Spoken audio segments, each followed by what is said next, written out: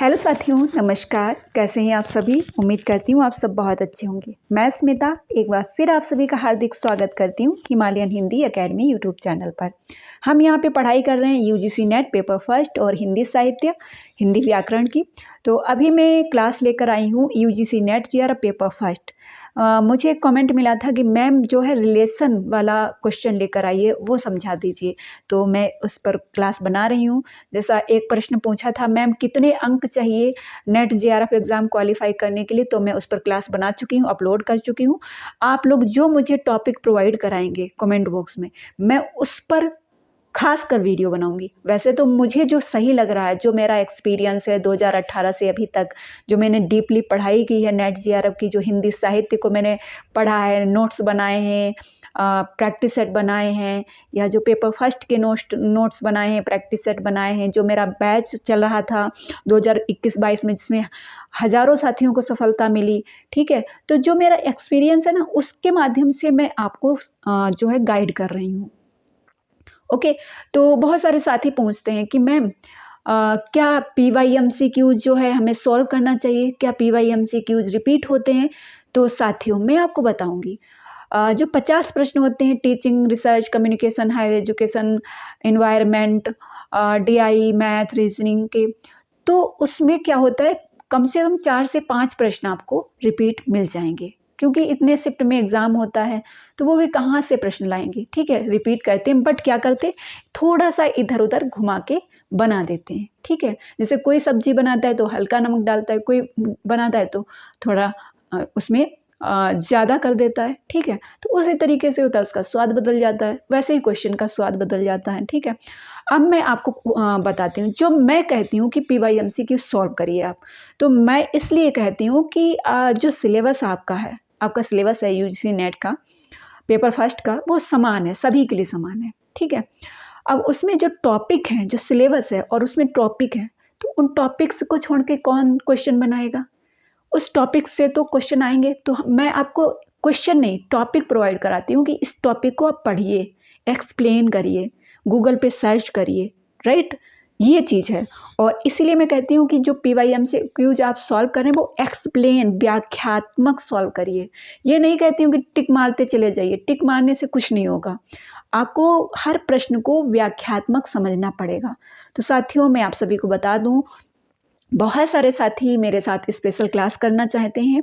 तो यदि आप भी स्पेशल क्लास करना चाहते हैं, जो अभी जनवरी एग्ज़ाम है, जनवरी एग्ज़ाम के लिए मैं 1 महीने के लिए स्पेशल क्लास स्टार्ट करना चाहती हूँ, जो साथी करना चाहते हैं उनके लिए। ठीक है, तो जिनको जुड़ना है वो लोग मुझे कमेंट बॉक्स में बताइएगा कि आप स्पेशल क्लास करना चाहते हैं। स्पेशल क्लास में क्या होगा, उसमें आपको प्राइवेट क्लासेस मिलेंगी। प्राइवेट क्लासेस में मैं उन सभी टॉपिक्स को पढ़ाऊँगी, रिवीजन कराऊँगी, मॉक टेस्ट लगवाऊँगी, मतलब 1 महीने अंधाधुंध पढ़ाई करनी है।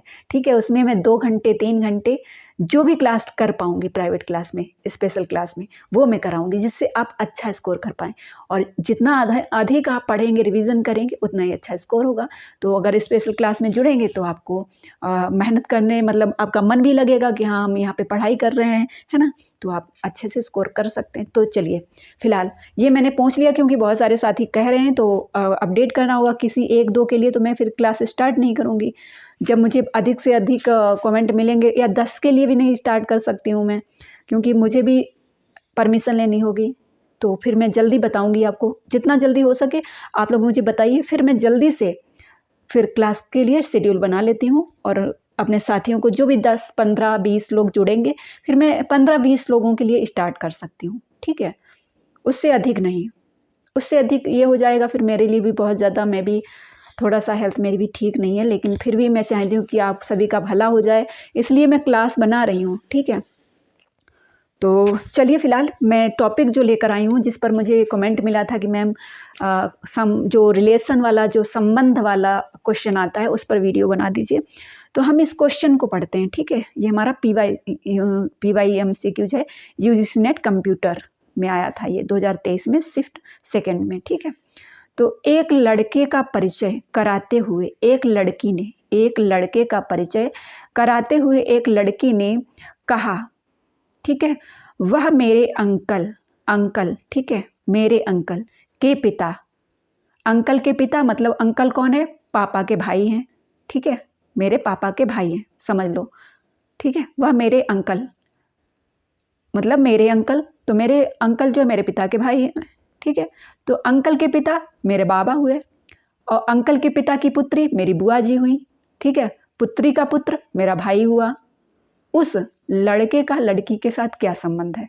अब उस लड़की का मेरे साथ क्या, उस लड़की का मेरे साथ क्या संबंध होगा? भाई मेरे अंकल के पिता जो मेरे बाबा हुए, ठीक है, मेरे अंकल मतलब मेरे पापा के भाई, ठीक है, सगे भाई, ठीक। तो अंकल के पिता मेरे बाबा और पिता की पुत्री, अंकल के पिता की पुत्री मेरी बुआ जी, मेरी बुआ जी का मतलब पुत्री का पुत्र मेरी बुआ जी का लड़का मेरा क्या हुआ? भाई हुआ ना। अब ऐसे प्रश्न आते हैं, ठीक है, 2023 में ही पूछा गया है। तो ये आपको रिलेशन समझना होगा, पूरा प्रश्न नहीं पढ़ना है, समझना है प्रश्न को, आंसर आ जाएगा। अंकल तो होगा नहीं, भतीजा भी नहीं होगा, कजिन होगा, ब्रदर इन लॉ नहीं होगा, साला कहाँ से हो जाएगा तो कजिन होगा। कितना आसानी से आंसर निकल गया, ठीक है, सी ऑप्शन हो गया। अब यहाँ पे आप इस तरीके से समझ सकती हो, ये जो है लड़की है, ये लड़का है, लड़की के चाचा, चाचा के पिता और लड़का ये पुत्री, ठीक है, पिता की पुत्री, पुत्री का लड़का, तो क्या हुआ? भाई हुआ। उस लड़के का लड़की के साथ कजिन का संबंध है, भाई है। अब इस प्रश्न का आंसर आप लोग कमेंट बॉक्स में बताएंगे। एक तस्वीर पी, ठीक है, एक तस्वीर है पी की ओर संकेत करते हुए व्यक्ति क्यू कहता है कि वह मेरे ससुर की इकलौती बेटी का बेटा है। वह मेरे ससुर की इकलौती बेटी, अब भाई ससुर की इकलौती बेटी मतलब मेरी पत्नी।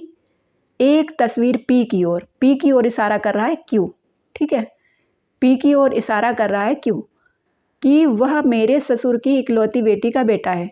व्यक्ति क्यू का तस्वीर में इंगित व्यक्ति पी से क्या संबंध है? बताइए भाई। साला, जीजा, भाई, पुत्र, पिता। पॉलिटिकल साइंस में प्रश्न पूछा गया है, आंसर नहीं दिखने दूंगी, आप लोग आंसर कमेंट बॉक्स में बताएंगे, ठीक है। फटाफट आंसर आना चाहिए, आसानी से आंसर आना चाहिए। वह मेरे ससुर, भैया मेरे ससुर की इकलौती बेटी तो मेरी पत्नी हुई ना। अब पत्नी का इकलौती बेटी का बेटा, पत्नी का बेटा आपका क्या होगा बताइए, ठीक है। तो भाई वीडियो पसंद आए तो प्लीज़ लाइक करिएगा, शेयर करिएगा, कमेंट बॉक्स में जो मैंने पूछा है उसका भी आंसर दीजिएगा और क्लास कैसी लगी ये भी बताइएगा। ऐसे ही मैं और भी टॉपिक लेकर आऊँगी आप सभी के लिए, बस इंतज़ार करते रहिए और अच्छे से तैयारी करते रहे। इस समय आपको भटकना नहीं है, मंजिल आपके सामने है, फॉर्म अप्लाई हो चुका है, 1 महीने बाद आपको आपका एडमिट कार्ड देखने को मिलेगा, ठीक है। तब तक तैयारी बेहतरीन करनी है, ओके। चलिए, all the best, take care, good night.